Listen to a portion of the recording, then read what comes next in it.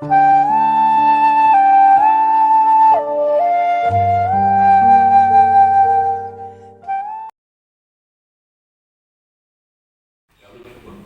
સમય સાથે તમે શું ફેરફાર જોયો અત્યાર સુધીમાં? એ જ હું તમને કહેવા માંગુ છું કે બદલતા સમય સાથે આપણા વડીલોએ એક ક્લુ રાખ્યો હતો વચ્ચે કે ભાઈ જન્માક્ષર નથી મળતા, એટલે સામેવાળાને બી ખરાબ ન લાગે અને વાત સચવાઈ જાય. પણ એનો સહારો ત્યારે જ્યારે હું આવી એ ટાઈમે મેં જોયું કે દીકરાવાળાના માતા પિતા એટલું બધું યુઝ કરતા હતા કે જન્માક્ષર નથી મળતા, અને દીકરાવાળાઓ પણ એટલું બધું લેતા હતા કે દીકરીઓ ભણેલી નથી, એને બાયોડેટામાં ભણતર ઓછું છે કરીને દીકરીને જોવા પણ, એની મીટિંગ કરવા પણ તૈયાર નહોતા. અચ્છા. ત્યારે અમારે લોકોને સમજાવવા પડ્યા કે દીકરા એકવાર તું મીટિંગ કરીને બેસ, ના પાડ તું અત્યારે બી તું ના પાડીશ તો અમને ફરક નથી પડવાનો, નથી એને ફરક, પણ જોયા પછી મીટિંગ કર્યા પછી પણ તું ના પાડી શકે છે. ત્યારે દીકરાઓ સમજ્યા. ક્યારેક કેટલાક દીકરાઓ એવા પણ હતા કે જે માતા પિતાના કયામાં પણ હતા, તો એ લોકોએ સમજ્યા અને એ લોકોએ મીટિંગ કરી પણ ખરી. સેમ થિંગ એમાં કેટલા બધા એવા પાત્રો હતા કે જે પરણ્યા અને આજે પણ સુખી છે, પોતાના પરિવારમાં છે અને બંધાયા. પણ એ સમયે અમે જ્યારે કીધું હતું ત્યારે દીકરાઓના મા બાપ, સ્પેશિયલી દીકરાઓના મા બાપ એ વખતે પકડીને બેઠા હતા કે દીકરીઓ ભણેલી નથી, દીકરીઓ આમ નથી, અમને ખાલી ઘરમાંની કમાતી પણ જોઈએ છે. આ જ પરિસ્થિતિ પલટી ગઈ છે. દીકરીઓ કમાવા માંડી છે અને દીકરાઓ રાહ જોઈને બેઠા છે કે હવે આ દીકરીઓ અમને ક્યારે હા પાડશે. એક સમય એવો હતો કે દીકરીઓ રાહ જોતી હતી કે દીકરો હા પાડે છે કે 4 મીટિંગ કરી છે, એક જ દીકરાએ 4 છોકરીઓ સાથે મીટિંગ કરી, તો અમારો આમાં વારો આવશે કે નહીં.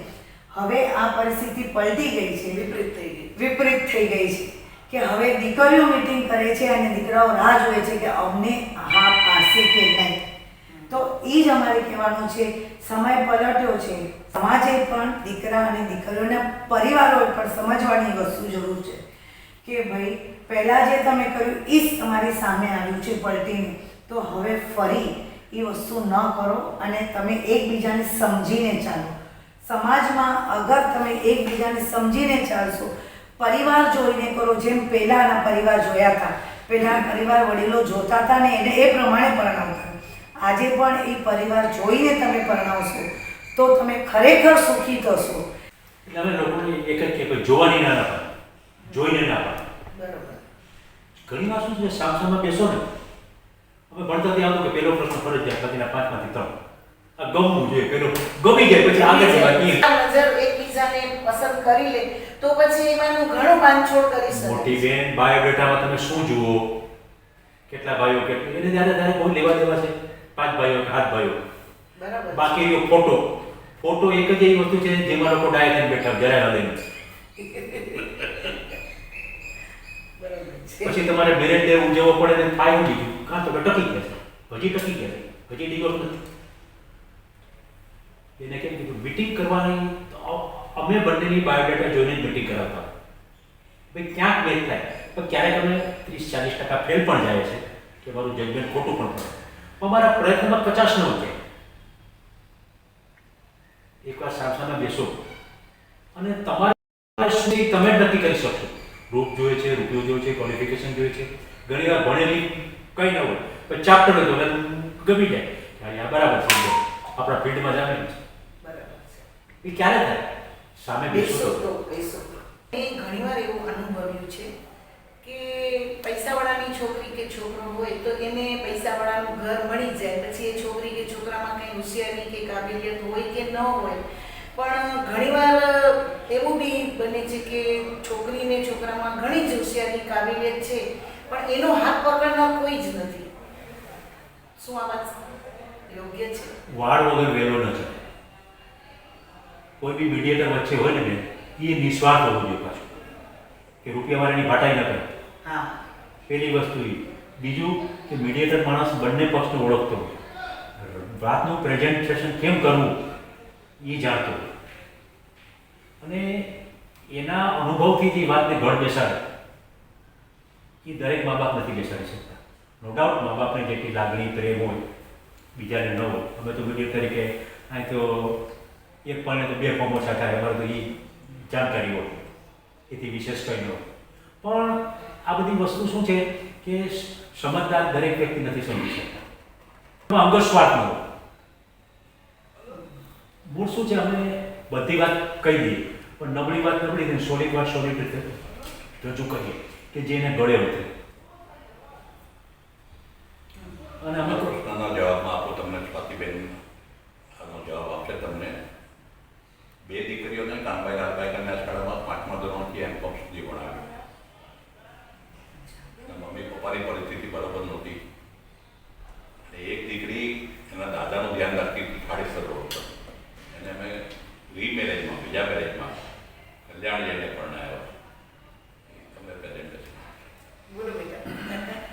એકચ્યુઅલી શું છે કે એ દીકરી, જેમ તમે કીધું કે જેમ જમાનો બદલ્યો એવી રીતે એનો જે વિચાર હતા, પોતે કમાતી હતી, પોતે ઘર ચલાવતી હતી. પેરેન્ટ્સ તો માં તો હતી નહીં, ફાધર હતા પણ એટલા નહોતા. એના હિસાબે એને થોડુંક પ્રોબ્લેમ હતો.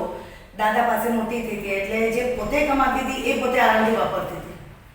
દીકરીઓ શું કરે છે કે પોતે સાસરે ગયા પછી પોતે જે માતા પિતાને ત્યાં જે રીતે રહે છે એ એક્સપેક્ટેશન એ રાખે છે કે અમે એવી જ રીતે સાસરામાં પણ રહીએ, તો એ પોસિબિલિટી ઓછી થઈ જાય છે. બરાબર. કારણ કે ક્યારે પણ દીકરી તમે સાસરે જાઓ તો 2 વર્ષ માટે તમારે તમારું મોઢું બંધ રાખવું પડે. એ મારી તરફથી દરેક દીકરીઓને રિક્વેસ્ટ છે. કારણ એનું એટલું જ છે, કારણ કે તમે નવા ઘરમાં જઈ રહ્યા છો, નવા વ્યક્તિઓની વચ્ચે જઈ રહ્યા છો. એ લોકોને તમારી વસ્તુઓની ખબર નથી, તમને એ લોકોની વસ્તુઓની ખબર નથી. તો તમારે કમસે કમ 2 વર્ષ કોઈ પાત્રને જાણવા માટે 2 વર્ષ તમારે રાખવા પડશે કે તમે એ લોકોને જાણી શકો, એ લોકો તમને સમજી શકે, જાણી શકે કરીને. તો એના માટે તમારે 2 વર્ષ રાખવા જોઈએ. આ દીકરી ગઈ, એને પોતાની રીતે કે હું મારી રીતે મને આ જોઈએ છે એટલે હું કાર્ડ સ્વાઇપ કરીશ અને આવતી રહીશ, લઈ લઈશ વસ્તુ. એ બાબત માટે એના ઘરમાં એટલો બધો હોબાળો થયો. પછી એક દિવસ એવું થયું કે એના હસબન્ડે મારી પણ આખું એનું મોઢું સૂજી ગયું. એ ત્યાંથી ઘર છોડી નીકળવાની તૈયારી થઈ. એટલે 2 વાગે એને ફોન કર્યો કે હું ઘર છોડીને જાઉં છું દીદી કરીને. મેં કહું શું કામ ઘર છોડવાનું? તું પરણીને એ ઘરમાં ગઈ છે, એ પણ તારું જ ઘર છે, પછી છોડવાનું શું કામ? મેં કે મને માયરી કરીને. કોઈનું રીઝન? કારણ કે તાળી કોઈ દિવસ આપણે વગાડીએ તો એક વારમાં નથી આવતી, એક હાથે નથી વાગતી. એના માટે આપણે બીજો હાથ ઉપર કરવો પડે છે. તો ક્યાંક એક હાથે તો તાળી નહીં વાગી હોય, એણે ક્યાંક ભૂલ કરી હશે તો સામેના પાત્રએ એને હાથ ઉપાડ્યો હશે. મેં એને કીધું તું આજે શાંત થઈ જા, હું કાલે આવીને વાત કરીશ. બીજા દિવસે હું ગઈ મામા સાથે, અરવિંદભાઈ સાથે હું ગઈ. મેં એને પૂછ્યું, મેં કહું શું છે? ત્યારે મને જે જવાબ આપ્યો થોડોક મને બી એણે હર્ટ કરી કે મને જે રીતે રિચાર્જ જોઈતો હતો, નવો મોબાઈલ જોઈતો હતો, મોબાઈલ મોંઘો હતો, એના વરની એ ટાઈમની કેપેસિટી નહોતી કે ખરીદી આપી શકે એને. એટલે મેડમે ત્યાં જઈને પોતાનું કાર્ડ સ્વાઇપ કરાવ્યું, મોબાઈલ ખરીદી અને રિચાર્જ કરી લીધું. એટલે એના વરે એને રાતના મારી હતી. મેં કહ્યું એમાં તારા વરની ભૂલ કેટલી? તને એને ના પાડી હતી. તો આજની દીકરીઓ એ એક્સપેક્ટેશન રાખે છે કે અમે કમાઈએ છીએ એટલે અમને જોઈએ છે એ બધું જ અમને મળવું જોઈએ અને ઓન ધ સ્પોટ મળવું જોઈએ. અમારા વખતમાં એવું નહોતું. અમને માતા પિતાને, અમે અમના હસબન્ડને કહી દઈએ તો એ એના માતા પિતાને કે પછી ત્યાંથી પરમિશન ગ્રાન્ટ, ત્યારે અમને એ વસ્તુ મળતી હતી. તો આજે જે ફેર છે એ ફેર બદલી એ છોકરીને ત્યારે મેં સમજાવી. મેં કીધું કાં તો તારે ડિવોર્સ મેરેજ, કાં તો તારે રહેવું છે. Decided you what you want. તો કે ના રહેવું તો છે. તો મેં કહું તો હું કહું હવે એ પ્રમાણે કહું. કાર્ડ બંધ કરાવીને એના લોકરમાં મુકાવી દીધું. હોય તો તું વાપરે. કાર્ડ બંધ કરાવીને લોકરમાં. મને એ લોકોને અહીં આપે કોઈ વાંધો નહીં. મેં કીધું જે આપે છે એમાં લેતા શીખી જા. મારી સાસુ આમ નથી, કશું વાંધો નહીં. આજે નહીં તો કાલે તારી સાસુ તને યાદ કરશે અને ત્યારે તું મને યાદ કરીશ. 2 વર્ષ એ છોકરીએ જે પ્રમાણે એના સાસુને એના વરે કીધું એ પ્રમાણે રહી. આજની પરિસ્થિતિ એવી છે કે એના વરે નવી ગાડી લીધી, નવું ઘર લીધું, દુકાન ખોલી આપી એને, અને એની સાસુએ એને આમ હાથમાં રાખી છે કે તું ક્યારે આ વસ્તુ બનાવીશ. એ એને પૂછે છે કે દીકરા તું આ ક્યારે મને બનાવી આપીશ. તો સમયને થોડોક આપો, તમારી સાસુને થોડોક સમય આપો, તમે થોડોક સમય લો. જરૂરી નથી કે દરેક વખતે તમે માતા પિતા પાસે જે રીતે રહ્યા એ જ પ્રમાણે તમે તમારા પરિણીને આવ્યા એ ઘરમાં તમે બિહેવ કરશો. કારણ કે દરેક પાત્રને એકબીજાને સમજતા વાર લાગે છે અને એ વાર લાગ્યાનો સમય જે છે એ સમય તમારે એમને આપવો પડશે. પારકાને પોતા કરવા ઈઝી નથી. એના માટે તમારે અને એમને બેયને સમય લેવો પડશે, બેયને સમજવું પડશે. હું એમ નથી કહેતી કે દીકરીઓ ખોટી છે, હું એમ પણ નથી કહેતી કે સાસુ સસરા બી ખોટા છે, પણ બેયને એકબીજાને સમજવા માટે થોડોક સમય આપવો પડશે, તો જ આ સમજ ચાલશે. સાચી વાત છે. દીકરી ઘરમાં છે, પારકે ઘેર જવાની છે, પારકી છે, સાસરે જાય તો પારકી જણી છે, તો એનું કોણ? તો એને પોતાની આઈડેન્ટિટી ઊભી કરવાની છે સાસરામાં લઈ. Yes yes yes. અને ઘણીવાર ઘણી સ્ત્રીઓ કહે છે કે પુરુષ સમવડીઓ થવું છે. ત્યારે મને ધર્મેન્દ્ર મહારાજની વિશ્વ હિન્દુ પરિષદના પ્રેસિડેન્ટ હતા. એણે કીધું કે પુરુષ સમવડીય થવા માટે તમારે ઘણું નીચે ઉતરવું પડે. તમારી ઊંચાઈ એટલી બધી છે, સ્ત્રીની ઊંચાઈ એટલી બધી છે કે એને નીચે ઉતરવું પડશે. આજે રામકૃષ્ણ અને સંતોને જન્મ આપવાની સ્ત્રીઓ જ છે, બરાબર છે. પુરુષો નથી કરી. તો પુરુષ સમવડે થવાનો પ્રયત્ન નહીં કરતા. તમારી ઊંચાઈ એટલી બધી છે અને એ ઊંચાઈ સુધી પુરુષે કદાચ નહીં પહોંચી શકે. બરાબર છે. આજે ઘરમાં બેની ઘરવાળી હોય તો શું હાલત થાય? ઘરવાળી નાખવું પડે. ઘરવાળી ન હોય તો ઘર વાળવું પડે. બરાબર છે. અનુભવ કરી ગયો. ધર્મથાળ તમે કીધું ને કે રામબાણ વાગ્યા હોય જાણે, જેની ભાગી ગઈ હોય એને ખબર પડે. એટલે આ એક બંને એકબીજાને પૂરક છે, સ્ત્રી હોય કે પુરુષ હોય. સાચી વાત છે. પણ આને મકાન કહેવાય, બંગલો કહેવાય, ફ્લેટ કહેવાય, પણ ઘરવાળી હોય તો ઘર કહેવાય. ઘરવાળી આવે એટલે ઘર માંડ્યું, ઘરવાળી જાય એટલે ઘર ભાંગ્યું. ઘર શબ્દ ઘરવાળી હોય તો જ વાપરી શકો, બાકી ન વાપરી શકો. આપણું સાહિત્ય એમ કહે છે. સાચી વાત છે. ઘર શબ્દનું ડેફિનેશન આ છે, એ મારું માનવું છે અંગત રીતે. ના ના, પણ સાચી જ વાત છે કે ઘરવાળી વગર ઘર ખાલી ચાર દિવાલો જ છે. ઘર શબ્દ ન વાપરી શકો. ન વાપરી શકે. એને બંગલો કહેવાય, ફ્લેટ કહેવાય, મકાન કહેવાય. કે ને આપણે ભાઈ ઘર માંડ્યું, બોલી ઘરવાળી કે ઘર ભાંગ્યું. બરાબર છે. તો એ ઘરવાળી શબ્દ છે ને આ મજાગરો છે, બેની વચ્ચે સમન્વય કરી દે છે. તો આજે શું ન હોય તેની ખબર પડે. અછતની જેમ કેવી વાત હોય એના જેવું છે. નાના મોટા પ્રોબ્લેમો હોય છે લગ્ન જીવનમાં. હમણાં જે કિસ્સો સાંભળેલો કે એક કપલ ડાયવોર્સ લેવાનું, ઘણા સમય સુધી કેસ ચાલ્યો, બંનેના વકીલો સોલ્વ થતા. પછી કોઈ એક જજ બીજા આવ્યા, એને બધું મારે બેને પર્સનલ સાંભળવું. આ બે વકીલને કે રહેવા દો ને ભાઈ, કે આટલા વર્ષથી કેસ આવે, મને સાંભળી દેવા. પેલા બેનને બોલાવ્યા, એને એના વરને જેટલા અવગુણ હતા એ આપ્યા બધા. તમને એમ થાય કે આ અવગુણ તો કુબેર લાગે છે, એ વાંધો નહીં. હવે એની પાસે અવગુણ છે, ગુણ જ હશે ને, એ ગુણ લખીને આવતા વિગત લખી. બરોબર છે. પછી ભાઈને બોલાવ્યો, ભાઈને આજ સવાર અઠવાડિયા પછી બંનેને બોલાવ્યો. બેન કે મારે ડાયવોર્સ નથી લેવા. કોઈ બી સંજોગોમાં ડાયવોર્સ ન થવા દો, કારણ કે અવગુણ કરતા ગુણ જગા છે. એવી રીતે ભાઈને કહ્યું. એટલે જે અનુભવી વ્યક્તિ હોય ને, આપણામાં એક સાહિત્યમાં ઘણી વાર કહે છે કે જ્યાં ન પહોંચે રવિ ત્યાં પહોંચે કવિ. આ બેઠો બેઠો બ્રહ્માંડની રચના કરી દે, પણ જ્યાં ન પહોંચે કવિ ત્યાં પહોંચે અનુભવ. બરાબર છે. એ અનુભવ છે, એ આ જે છૂટાછેડા હવે કોમન થઈ ગયું છે, પણ અનુભવી માણસ હોય ને એ તોડવા નથી, જોડવા. અને અમારી સંસ્થા આજથી સુધી તોડવા કે આગળ આવ્યા નથી. તોડવું છે ફેમિલી કોર્ટમાં જાઓ. અમે તમને વેડિંગ પર કર્યા કીધું, વેડિંગ એ કરશું બેઠા બેઠા, બે કરશું. એમાંય માસ્ટરી છે અમારે, તોડવા માટે નહીં આવતો, પ્લીઝ. બરાબર છે.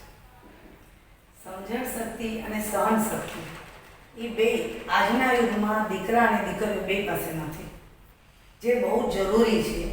પહેલાંના જમાનામાં જે હતું એના કરતાં આજના જમાનામાં મેં કીધું એ પ્રમાણે કે એ લોકોને સહન નથી કરવું કોઈને, ન દીકરાને ન દીકરીને. દીકરો પણ એમ કહે હું કેટલું સહન કરું, મમ્મી આમ કે હું કેટલું સહન કરું, બાયડી આમ કે, પણ બાયડી આમ કે ને મમ્મી આમ કે તો એમાંથી એક રસ્તો તું કાઢ કે તું તમે બે સમજી લો, જે છેલ્લે રિઝલ્ટ આવે એ મને કહી દેજો મારે શું કરવું એમ કરીને. પણ એ બિચારો વચ્ચે કાંઈ બોલી નતો, કારણ કે આટલા વર્ષથી મા પાસે મા પાસે રહેવું છે, બરાબર. આજે છે કે જો નહીં પત્નીને સંભાળે તો કદાચ એ જવાની ધમકી આપશે, આજે એનું પોતાનું સંતાન નાનું છે કરીને, તો એણે શું કરવાનું કર્યું? તો એ સમજણ જે છે એ બેઉ જણને સહન શક્તિ અને સમજણ એ બે એ સાથે નિભાવવાની છે અને સાથે પોતાના પરિવારને સાચવવા. કારણ કે તમે જે સંતાન રાખો છો, પહેલાંના જમાનામાં આપણે કહેતા હતા લગ્ન થયા ને તો 1 વર્ષમાં સંતાન થઈ જવું જોઈએ. એનું કારણ શું હતું? એનું કારણ આ જ હતું કે બે જણ છે ને એકબીજાથી આ સંતાન દ્વારા જોડાયેલા.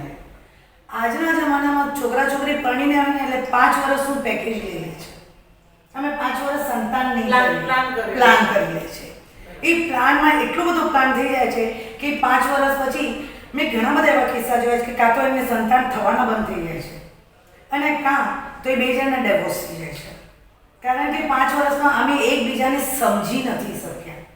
એટલે વચ્ચેની જે કડી સંતાન નામની છે, એ સંતાન નામની કડી જે ખૂટે છે, એ સંતાન નામની કડી એને મળતી નથી.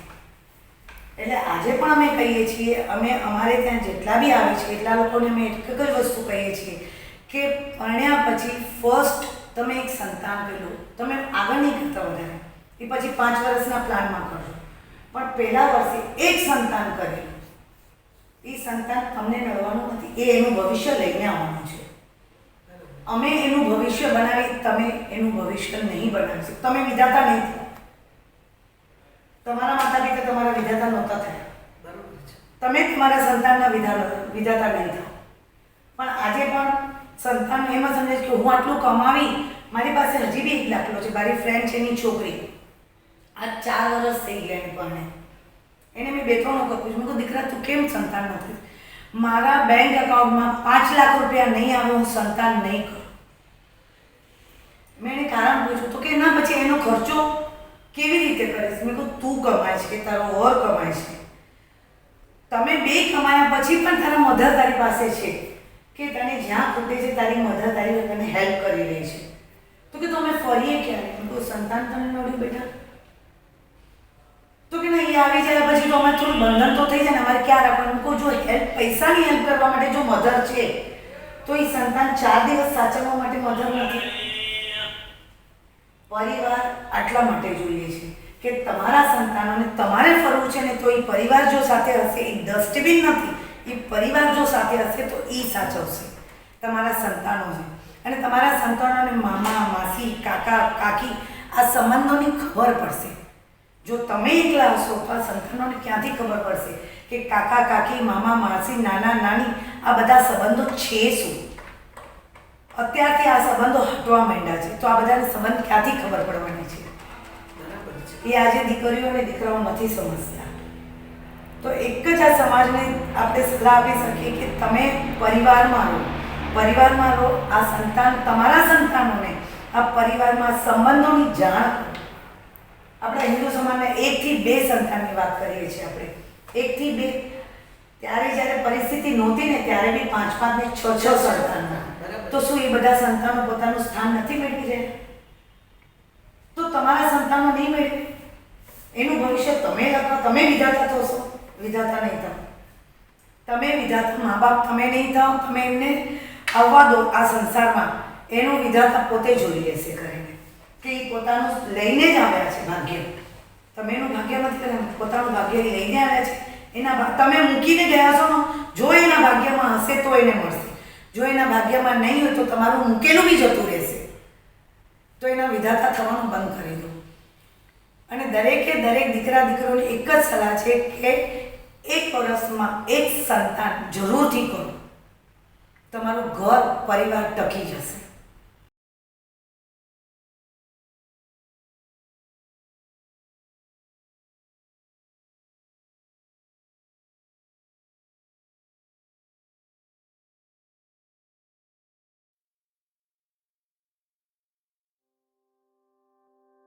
મારી ચેનલના વિડીયો પસંદ પડે તો લાઈક કરજો, શેર કરજો, બેલ આઇકન દબાવીને ચેનલને સબસ્ક્રાઈબ કરો, જેથી મારો વિડીયો તમારા સુધી સૌથી પહેલાં પહોંચાડી શકો.